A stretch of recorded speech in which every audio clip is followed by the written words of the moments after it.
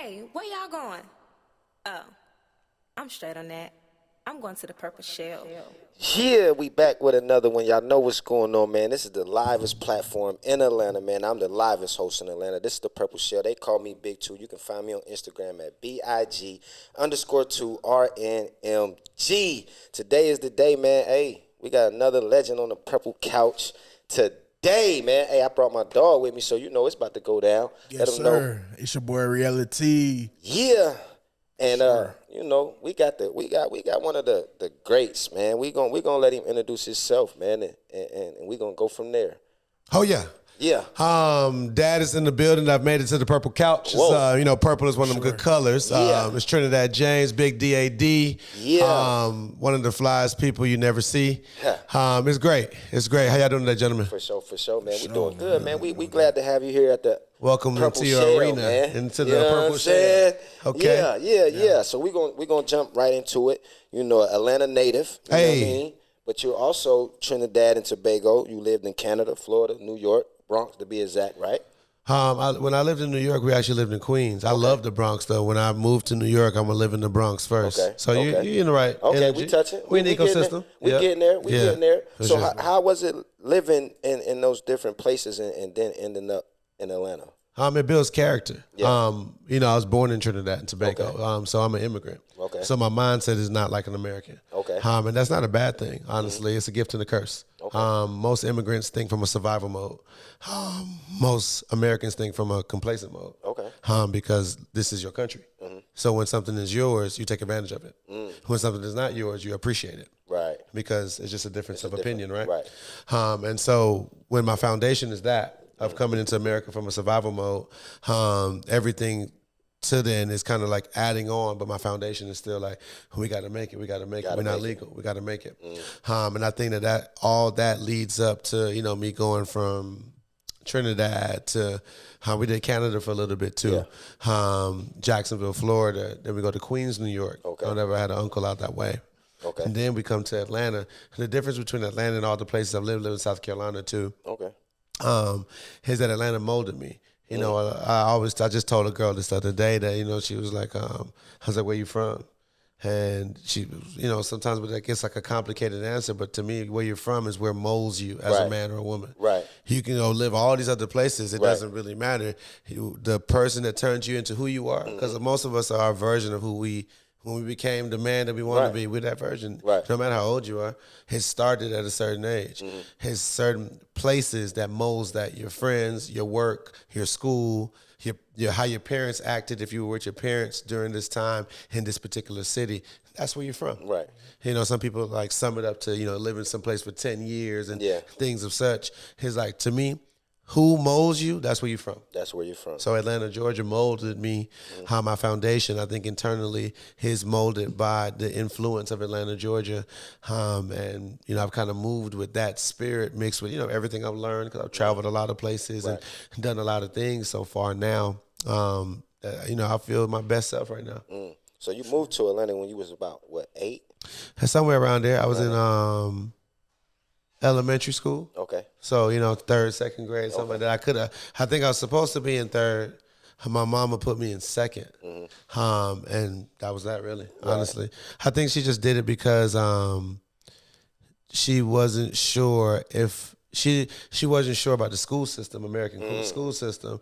But what I had to realize that when she put me in the 2nd, basically in Trinidad, we have like primary. So like first primary is like, what I realized is the equivalent of all the education you learn in your 1st and 2nd grade. So our first primary is American 1st and 2nd grade. Okay. I mean, I really could have did 3rd grade. Yeah, 3rd grade. Because I'd already done it already when I had to learn that. So it was whatever. Okay, that's dope. That's dope. Now I got a key point that I wanted to touch on it, and you can give me some clarity on it. Now it's rumored that you can't remember nothing up until 7 due to a head injury. Yeah, that happened in Trinidad. It's not a rumor. I'm the one that put it out there. I'm the one who spread the rumor. Okay. Yeah, man, it's such an interesting thing, even to talk about it, because when you talk about something, you think about the thing, right? Right. But when I think there, just go black. Because there's nothing there. So anything from the age of like 8 and backwards, I don't know. You know, I was the daycare. The person that was staying at when my mom was at work. Okay. I was one of those kids where I'll run through your house because we lived in shotgun houses in Trinidad. Okay. Where it was a shotgun house. Is basically you could say straight through it. Straight through one door in, one door out. Yeah. They have it here too. Even if you go Auburn Avenue, like Martin Luther King, they live in shotgun houses. Yeah. So it's very similar in Trinidad. And I used to like. I was a savage. I ride my bike through your house. I was like that. I was that kid. Like, I'm coming through crazy. Right. And I didn't have the bike this time, but just running up and down the lady. A lot of Trinidadian homes, they're built with like if you're not in like a very nice home, but like a standard home for, I wouldn't call it middle class, like right below middle class, not necessarily poor. But like right below middle class, his like stone steps with like galvanized foundation, then brick or whatever they used to lay on top. And me running, boom, crack my head on the steps. I would ever in a coma for however long, and wake up with no memory. And I had to start from there and kind of like reacclimate. Yep. So like that's I kind of like feel like I was born at the age of 9, raised in the 8. You know what I'm saying?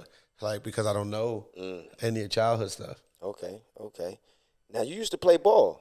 Yeah. I played ball here in Atlanta, Georgia, man, and I played in South Carolina too. Okay, you any good? Yeah, I'm pretty good. You pretty good? I'm pretty good. Now, what's your best accolade when it comes to you hooping? Is it the shot, the dribble, the pass? What is it? I'm a shooter, bro. You a shooter? I'm a shooter. I've been a shooter my whole life. Oh, okay. Then Trinidad say you're a shooter out I here. did see you on the TCL. Oh, yeah. Yeah. That was my first time. I didn't even warm up. I wasn't even supposed to be there. I did on my mama's soul. We designed the merch for the brand, so I was just there to check on my design to make sure it came out good. Yeah. And then I'm cool. Shout out to Eli, who owned one of the owners of the company. Okay. And we hooped together in L.A. Oh, and he was like, "Hey, bro, you want to get in this 3-point contest?" The first time they're doing it. Yeah. I was like, "Give me a jersey." Yeah. Whatever, you know what I'm saying? You was that confident, like, I was like, bro, come on, like rappers. Yeah. Nah, high school players and stuff like that, they're different because high school they're different levels. Shout out to my boy MJ Madison too. He just striked into the top 40 in the country. Okay, so it's a big deal. I've seen this kid. Like I could actually say like this is my from afar recruit scout. Like I've been watching this kid. His dad is a producer named Villo. His beats are dope. He's done a lot of amazing things. But his son, my boy MJ Madison, he's gonna be somebody to look at. He's homegrown in Atlanta, and I could actually be like, this. I actually a part of like seeing a kid go from a kid to like, damn. And it's better because it's not even like I can't even take credit for being like the motivation for him. I've literally like I got so busy and then I went to LA doing my stuff out there in LA. Yeah. I just had to watch from afar, but I'm so fucking proud because he put the work in himself. So shout out to that. Shout out to that, man. Where did the James part of your rap name come from? Like where did that Here in Atlanta, man. Here in Atlanta. When I was coming up, I'm the same person I've always been. So even though, you talking to me now, you're talking to Trinidad James. Right. Before Trinidad James, I created Trinidad James. I created Trinidad James because I was already a character. Okay. I was already like my own version of myself. Like I'm in my own world. If everybody going right, I'm going left. Right. In high school, I stood out. Like, right. And I was top 2 for best dress. Okay. You know what I'm saying? Because I had flavor an image. now. Don't. You know what I'm saying? You know and it's just I mean? image. It's like personal opinion. It's like I'm not dressing for other people. Right. I'm in my own world. Like, shout it in your own world. Right. I'm that nigga. Yeah. You know? And so my buddies who I was coming up with, to answer your question, where the James comes from, my buddies who I'm coming up with, because of just my style and, when you finally kind of meet a crew of new buddies from some other buddies, like, oh, this is my clique, people started just like, okay, that's Nick James, based off of Rick James. And so when I started doing the music, I was going to go by Nick James. And Nick James was already was an artist in L.A. He was a white guy. He was a rapper. He had the name Nick James. And I don't know, for some reason, even though that was like my, name given to me from the city, I just didn't want to, I feel something that I didn't know. My subconscious kind of just told me that I don't want to be battling with somebody. Like, I didn't even know how successful I was going to be. And like, at the time when I'm thinking about this name thing, I didn't even know how successful I was going to be. Right. I just, something in my spirit was just like, go for it. I don't want somebody else to have the same name as me. And if I get any type of cloud of success, I got to share it with them because they win it off of my name. Right. I wanted something original. It's like how you got Drake and then you got Drake Bell. Yeah. It's like Drake Bell get streams because Drake. if I put too many things after Drake, right. it's like, oh, it got to be Drake Bell. Right. You know what I'm saying? It's like you're taking away streams from the person who really came for it. For me, I only want what's mine. Okay. So let me give you that. Okay. Like, if it ain't for me, I don't want it. Okay. I don't give a fuck. Right. I don't want it. I've always been that way. Right. That's the immigrant mindset. I would ever I don't want no handouts. I've earned everything in this country I got. Every single thing. And so to continue that, I made an original name to take it back to your point. Trinidad. Or whatever. I was just like, you know what? I'm born in Trinidad. I'm a rep for my country. Trinidad James. There it is. Born just like that. Boy. Now, growing up in Atlanta, what made you just want to lock in and do music? What was that? I mean, this is a capital. Yeah. This is a capital, one of the capitals of black music. Black music. Black music. Yeah. You know what I'm saying? Like, I don't want to misconstrue that. I'm not a racist, but I'm a realist. Right. This is one of the capitals of black music, and I love black music. I love black culture. I'm black as fuck. Black as fuck. You know what I'm saying? And I'm super proud of that. Like, you can't not do music. Everybody can do music in Atlanta, Georgia. I don't care if you work for the sanitation company. Listen to I don't care if you work for the post office. If you ask y'all to spit a rhyme, he gonna get on that mic and give you some shit. He gonna go crazy. You know what I'm saying? Because we all cool. That's one of the most beautiful lessons I learned about Atlanta when I came here as an immigrant. Okay. That you have to figure out yourself. You either, like Gucci said, you the sauce or you lost in it. No. You know what I'm saying? And this, even when you're lost in the sauce, you still have to have some type of emotion. Man, talk to him. And that's what Atlanta kind of shows you. It builds a spirit inside of people that allows you to understand, like, bro, your own emotion is important. Yeah. So I feel like it's the new California. Hey. I feel like Atlanta's becoming, as far as like film, music, like everything is coming to Atlanta. I think for the last 25 years, like Atlanta really, it's more than 25. Atlanta has put Atlanta been up for a while. A long time. I feel like Atlanta now that is really becoming what it's supposed to become. I feel like we're getting our opportunities. Yeah. That's really what it is. A lot of times that statement, like, because I was saying that statement for a while too, like, this is Black Hollywood. But in reality, Atlanta has earned its own name. Yeah. The difference in what we're seeing is, like you mentioned, all those things like movie studios. The opportunity is now here to shine the light on all these talented black people. Where it was like all these talented black people was here since Outkast, since before Outkast, Sammy Sam, whatever you want to name, but it was no spotlight for it in the South. Right. You know what I'm saying? That's why it's always like, that's why Andre would say we got something to say because we weren't getting seen. They've been hard. Right. You know what I'm saying? Niggas been hard. Right. You think that Andre and Big Boy were the only hard niggas rapping in Atlanta when they were rapping? It's just we only had so much spotlight. Right. You know what I'm saying? And so now with what the spotlight is and what TikTok is and all the content and like chances to do what the fuck y'all do right now. The purple turtle, purple shell. Purple shell, you know what I'm saying? You could come with something with a purple couch, a purple room, and a team of people that give a damn and actually make some noise.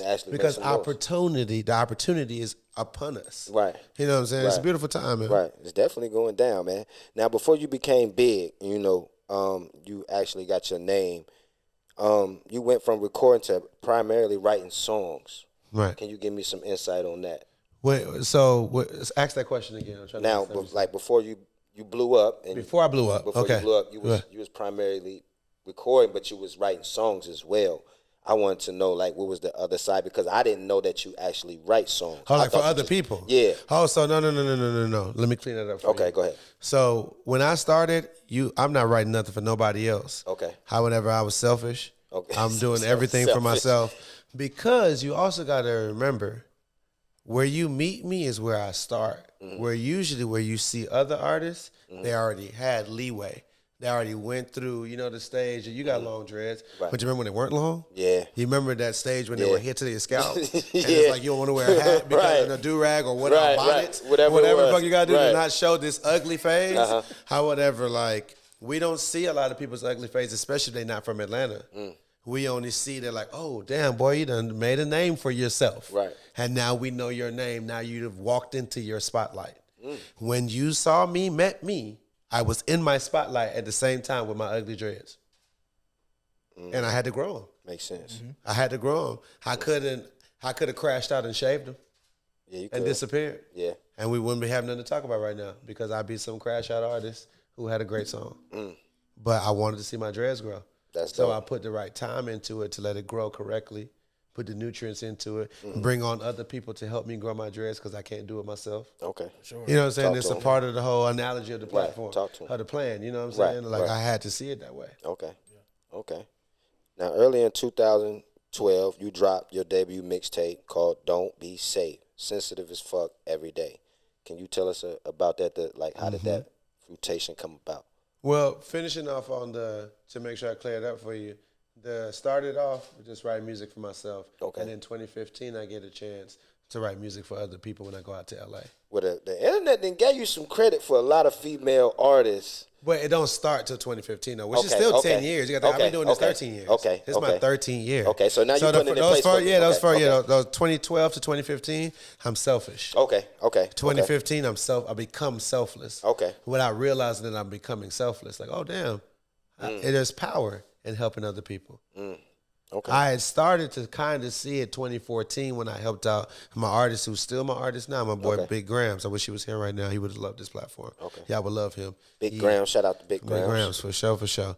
We got a song called Joyland out. It's real good. His verse, he got 2 verses, they hard. He said they hard. But yeah, bro, I was selfish, 2012, 2015. Then 2015, I truly realized that being selfless was the best thing I needed to do because I had writer's block. I was depressed. Sometimes you have to help others to help yourself.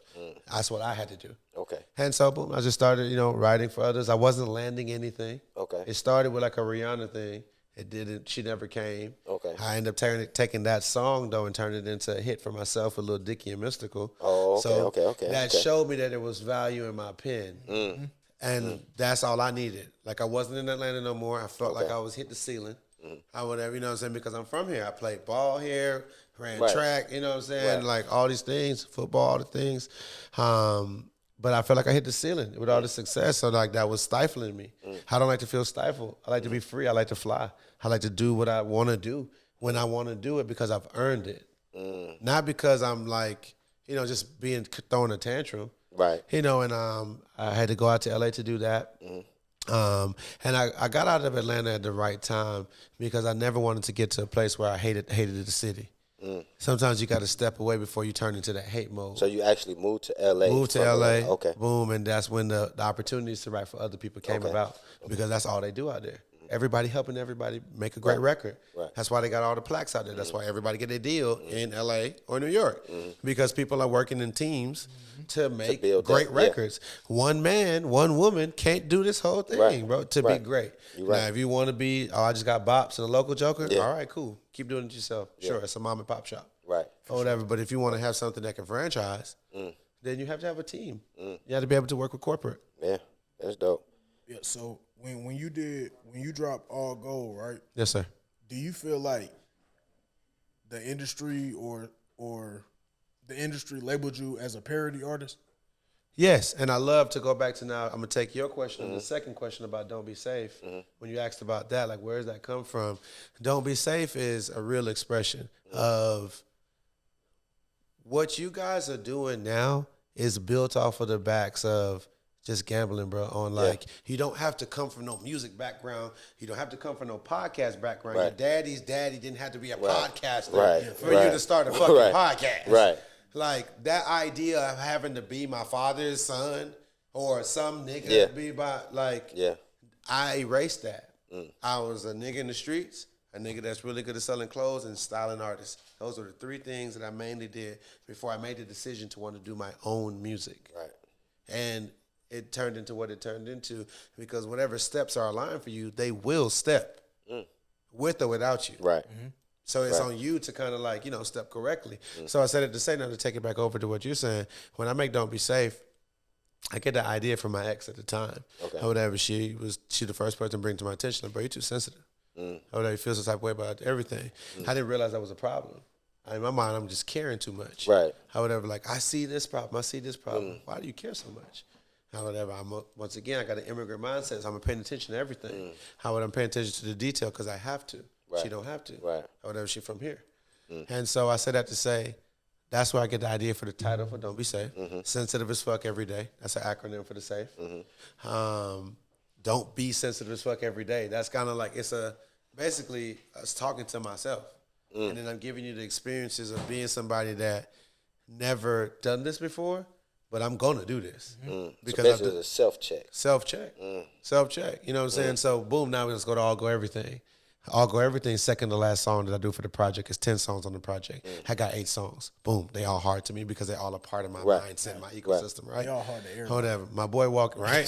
right. I don't know, but for hard. But this before I even play it for anybody. This is Right. me and the engineer. All I got is one person to feed off of. I'm not playing it even for my bestest friends. It's just me and this white boy.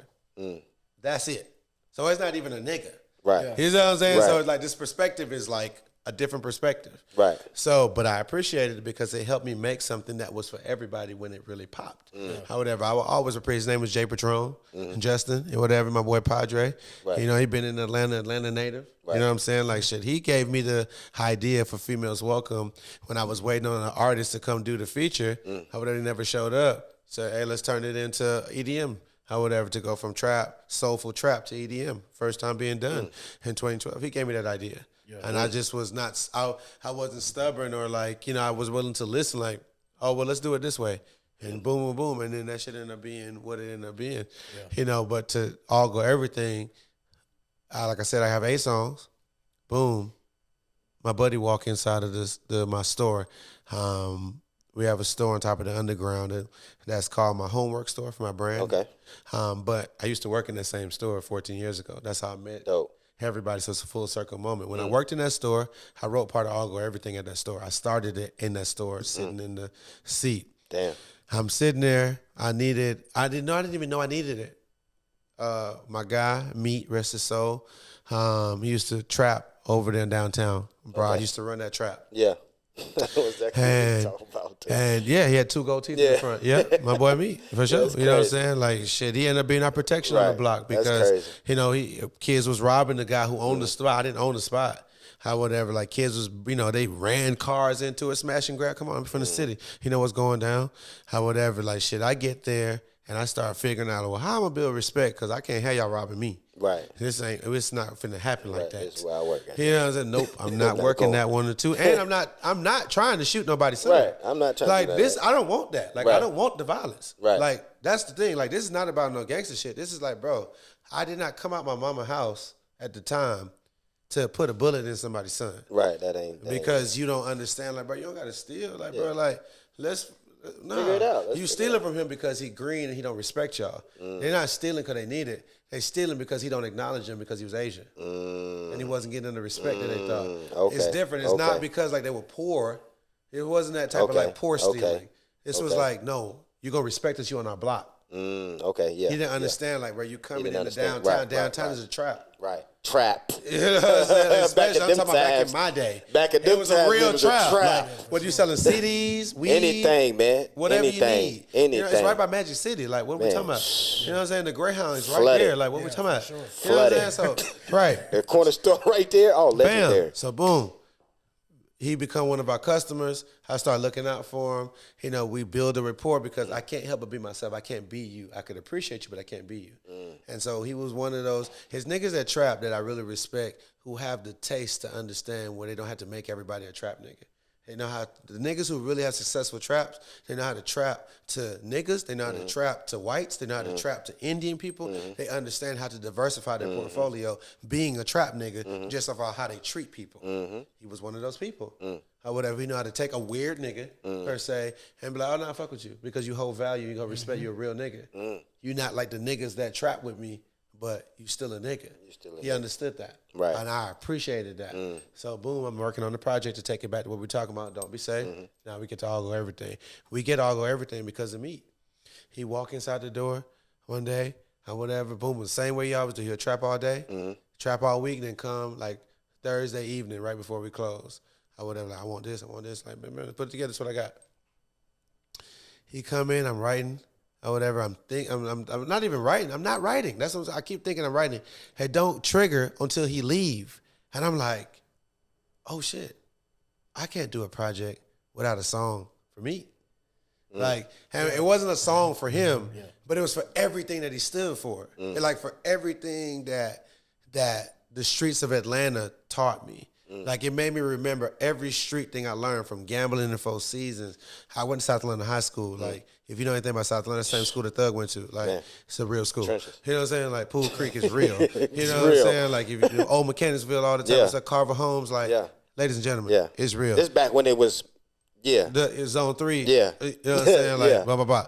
So, I say all that to say that I had this eclectic project and all the things that I stood on and stood for, but I was like, I also stand on and stand for that.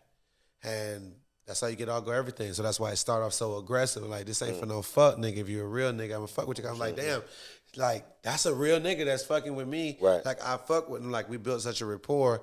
And like, that's how you get all go everything, man. Like, I had to give you the breakdown of everything that I saw out of my own lens, that I was a real experience for me. And working at the Waffle House right down the street from Onyx, the strip club. You know what I'm saying? Like, building that rapport of understanding, like, damn, she actually got kids, or she actually going to school. Like, she's not finna keep stripping. Right. Like, she got a plan.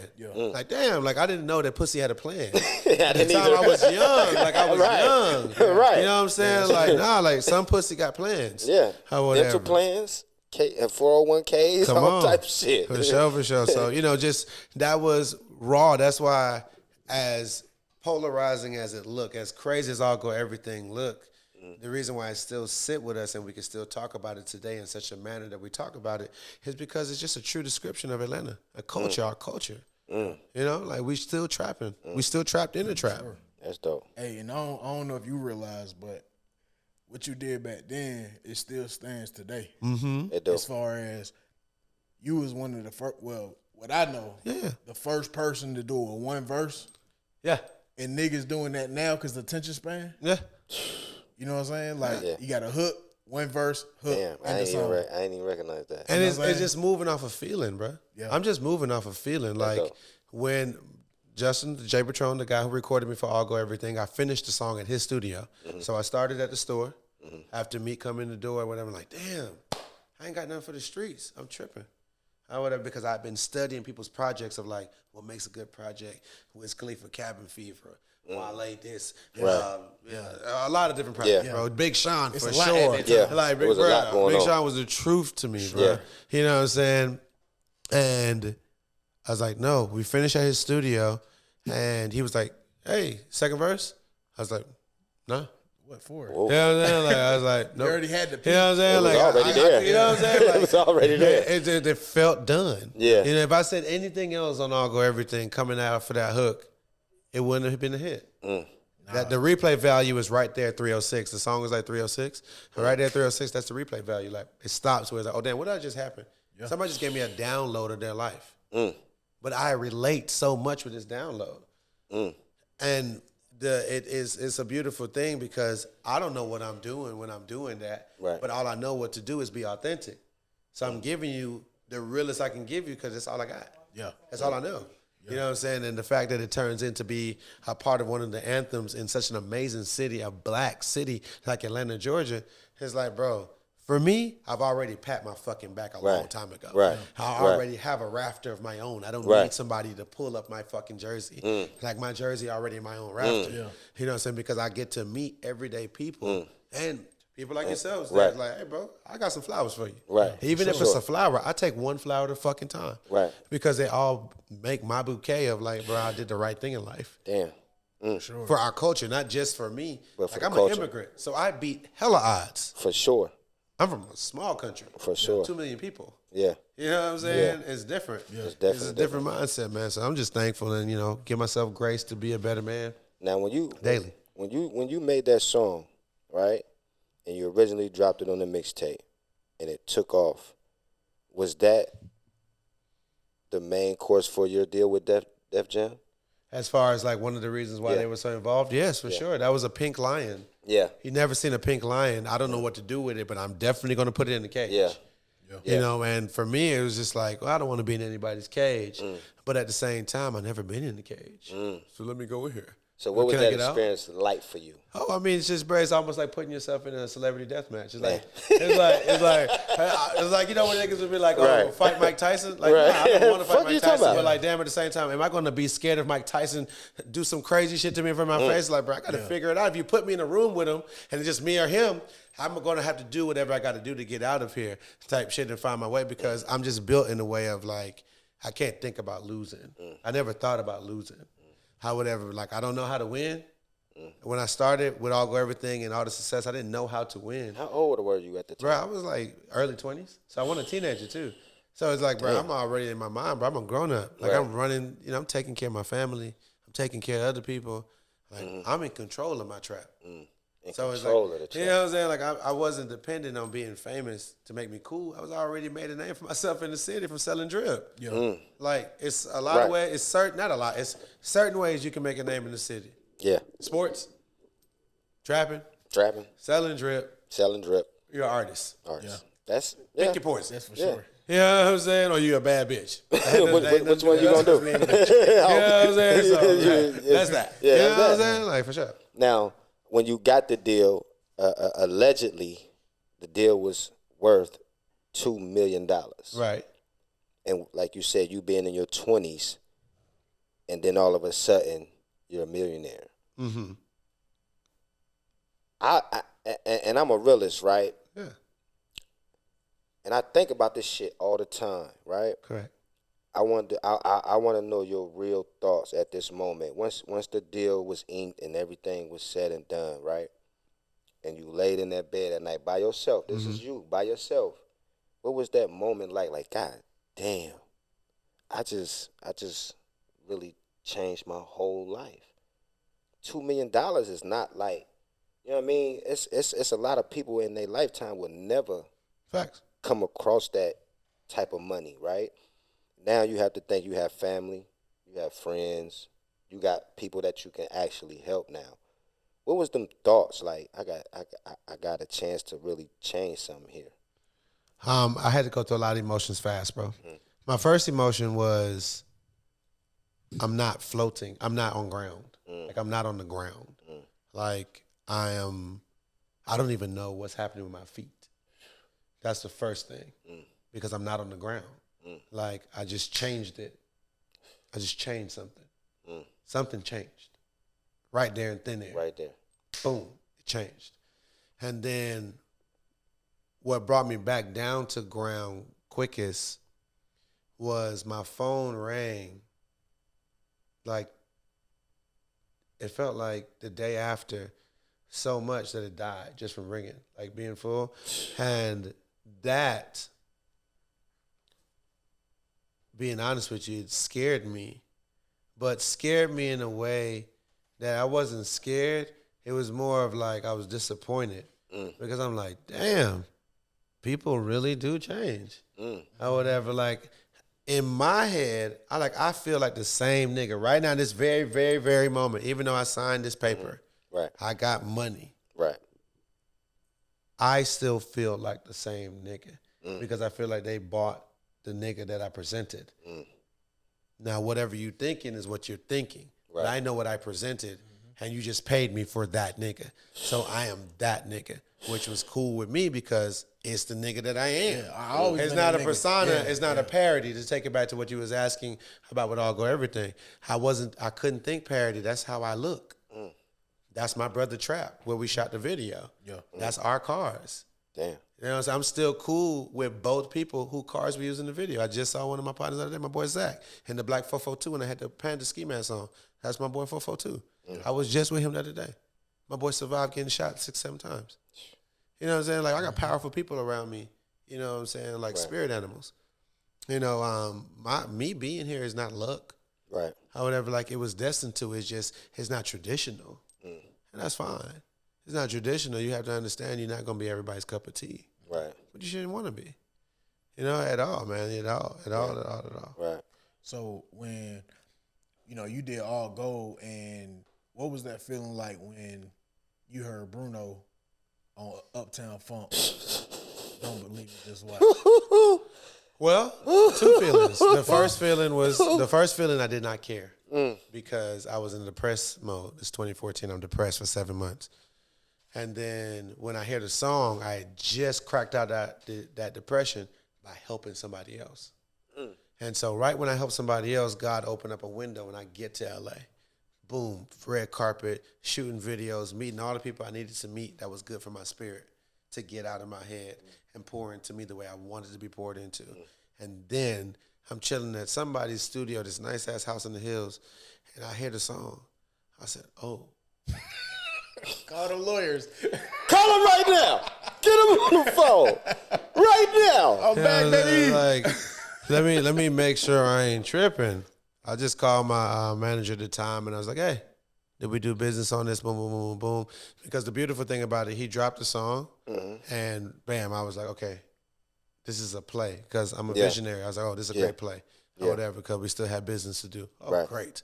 But at the same day, almost the same day, if I'm not mistaken, the same day, if not the same day, and somebody can go fact check this too, the same day that Bruno Mars dropped Uptown Funk, I think that same day or not the next day, or really close in that parameter, Grand Theft Auto 5 came out. Yeah.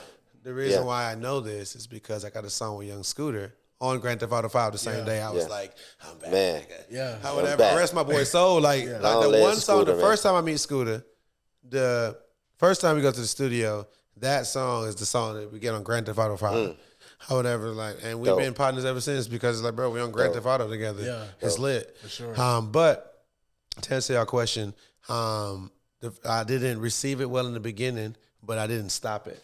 And then when I realized what was happening, I turned it into a really great play where it didn't just become just about, so great play. You know, monetary. Fucking but great I learned a great lesson. I got to work with Bruno. I got to work with Mark Ronson.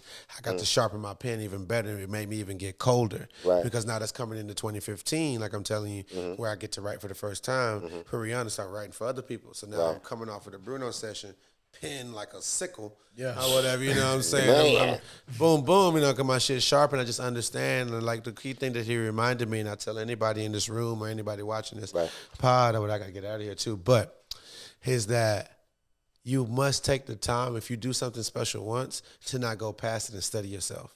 That's what he reminded me, and that made a big difference. When you do something special, don't go past it because you know you can do something else special. Take the time to master what you're putting out there into the world, however, because you haven't mastered it when it gets out there. You've mastered it to do it, to put it out, but you haven't mastered what it's done for you. However, you still things to learn from it, especially if you're not knocking it out the park every year.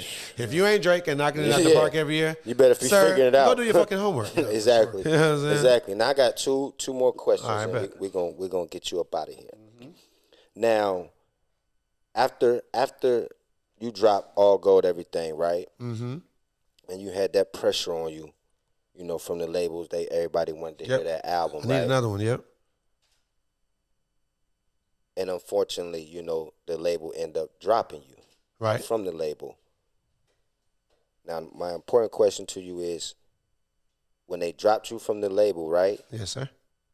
And then you turned around and you dropped the album, and you said, you know what? I'm not going to drop it under the label. I'm going to put it out for free. Right. Was that like a kiss my ass moment for you? Like, you know what? I put forth the work, and y'all just close the door on me like that. This is my kiss my ass moment.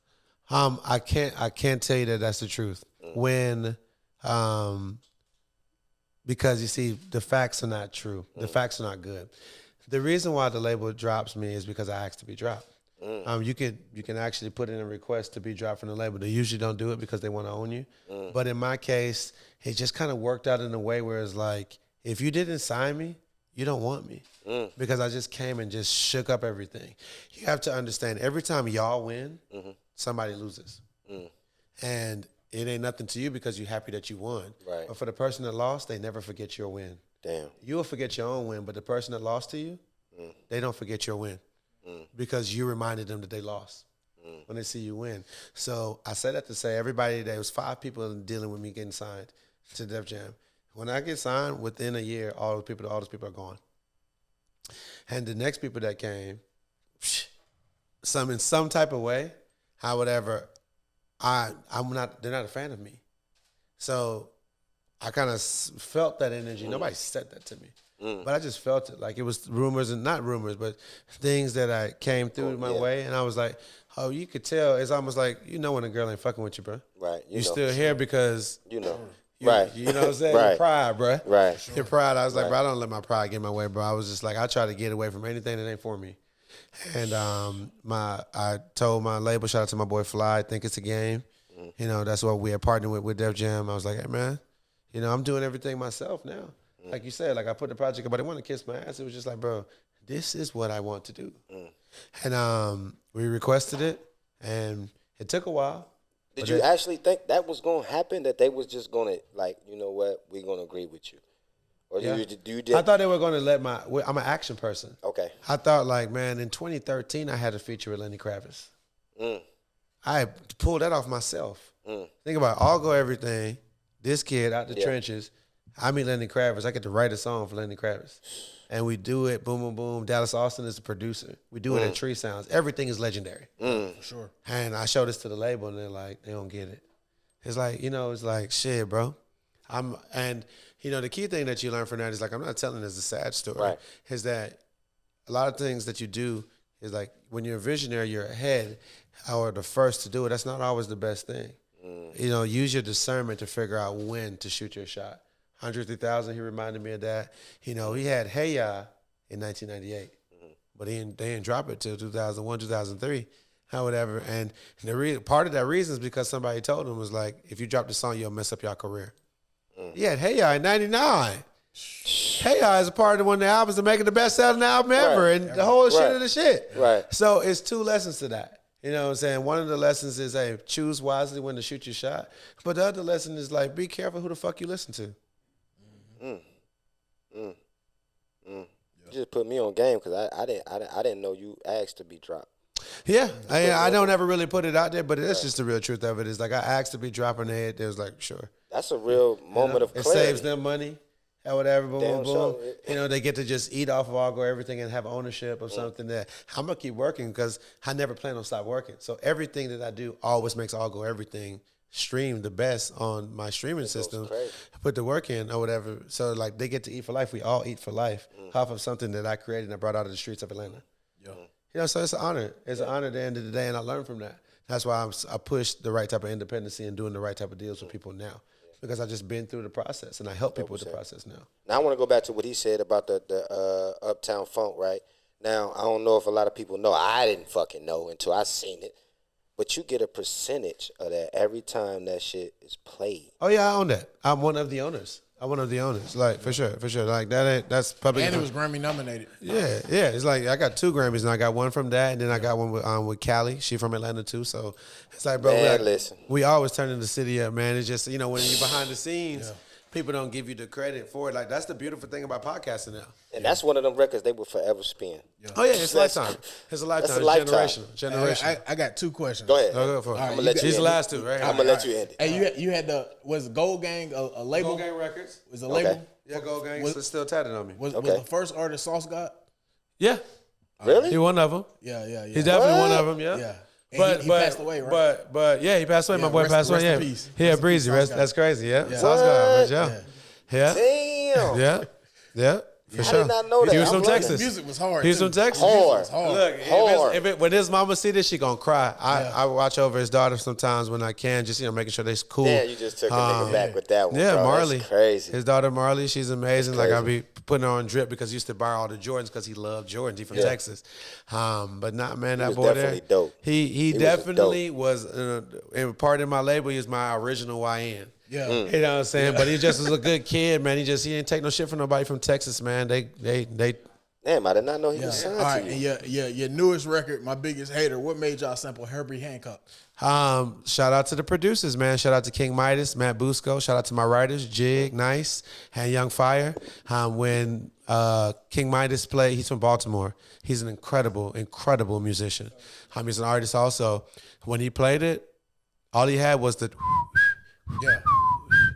and my mind just went to Thug got the feds. I'm a bitch off the meds. I was just like, it just popped in my head. I got this kind of formula with myself. If lyrics come to me within the first 3 to 13 seconds, this song is special. Yeah. And I said to Cameron, we even had the proof or whatever. I was like, I'm finna make something crazy. And we made My Biggest Hater. And I just know that record's gonna get me a plaque. Like that, we on this press run right now. Like I just know it's one of those things where it's like it's not about trying to be cool. It's just like this is music that our culture loves because I just want to make it fun again. That's it, man. So it's a great time. My biggest hate is out now. Yeah, everybody, please stream that. Right now. You know, I played that shit for my pops. My pops was like, "Oh, that's Herbie Hancock." Herbie, baby. Headhunt. For anybody want to know, Headhunters came out in like 1973. He also the original came out like a little bit early, like probably like 9 years earlier. Yeah, but he redid it with a different band. That's why he got that bass line to it. The original got a different bass line. That shit hard. So we used the one from '73. So. That's hard. Sure. That's hard. Hey, we appreciate you coming through, man. Man, the Purple fucking Shell, nigga. This is the Purple Shell, man. The livest motherfucking platform in the motherfucking world. I am the livest host in the city, man. They call me Big 2. You can find me on Instagram at BIG_2RNMG. Let them know. Hey, it's your boy Reality at Dreams Are Reality, and that's that. Yeah, y'all already know where to follow. Yo, Trinidad James, but just in case. Yeah, this big dog, man. Come on, man. I don't know who is in the Purple Shell subscribers and channels, but if you don't know about me, now you know. You know what I'm saying? And this is what I want you to do. Go ahead and follow. Yeah, living under a fucking rock. It's all good. Look, Trinidad James GG. Yeah. On Twitter, on IG, on TikTok, Trinidad James. Hey, come on down to the underground. We got a new store that we open. It's called The Home. Hey, do your homework at the Homework Store, 72 Upper Alabama, Atlanta, Georgia, 30303. All right. All right, we out of here, man. We appreciate you popping in on us, man. This is the Purple Shell. Purple Shell, baby. The Purple Shell.